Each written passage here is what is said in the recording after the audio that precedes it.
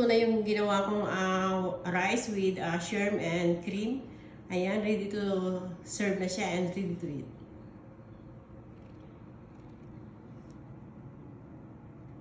Hi روز. Hi, madam. How are you? Fine, madam. الحمد لله.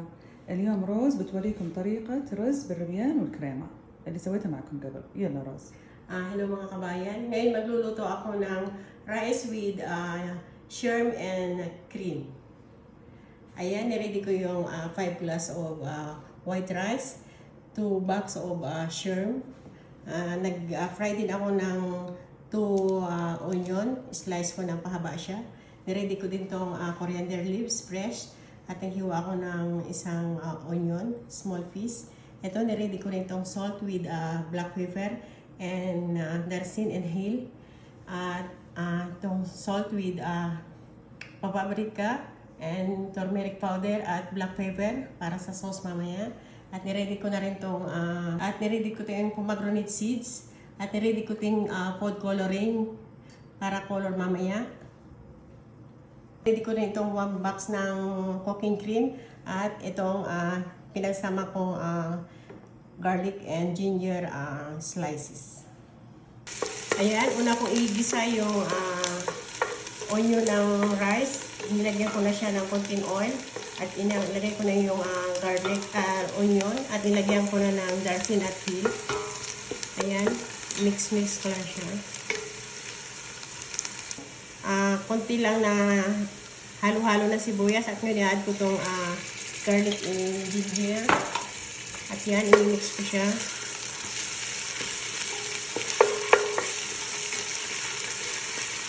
Ito na siya ng water.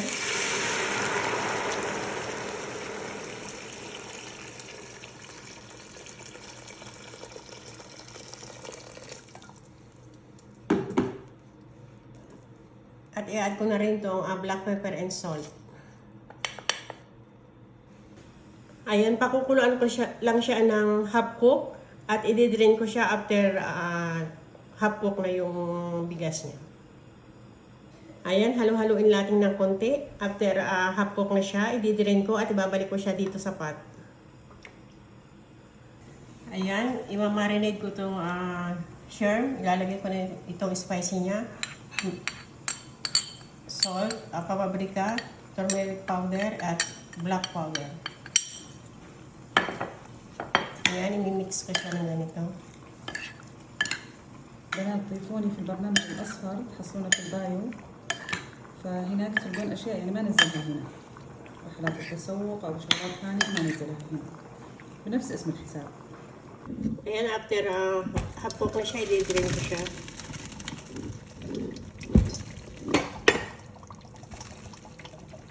Babalik ko siya sa pot. Ayan, i-add ko yung butter, 1/4 butter.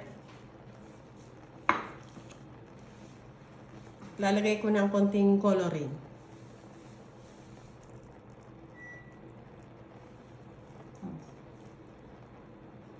Ayan, ilalagay ko lang yung apoy niya ng low heat. At ngayon, tatakpan ko na siya. Ayan, ilagay ko na sa fryer yung butter at i-add ko na tong shrimp.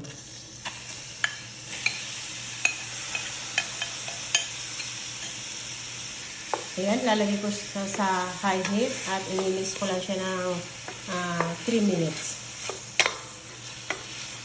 Ayan, after 3 minutes, i-add ko na tong 1 tablespoon ng ginger at garlic.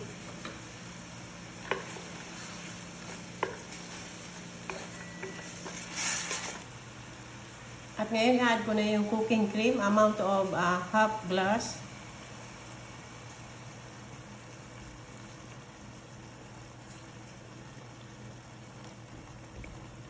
At ngayon, i-add ko na itong coloring. Pakukuluan ko siya ng 3 minutes.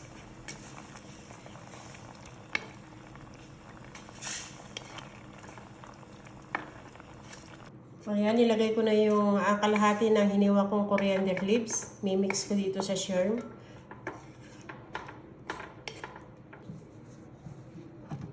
Ayan, luto na yung niluto kong rice.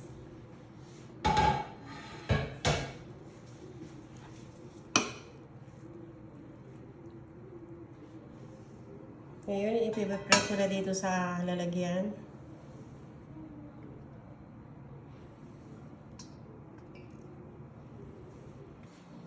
At ngayon, i-add ko na yung niluto kong shrimp.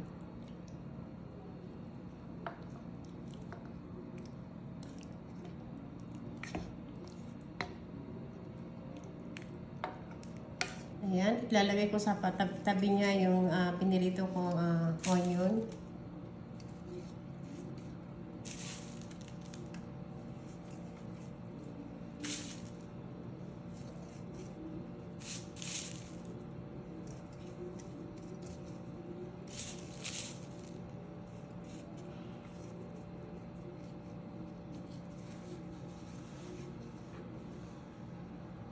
Add ko na rin itong hiniwa kong coriander leaves.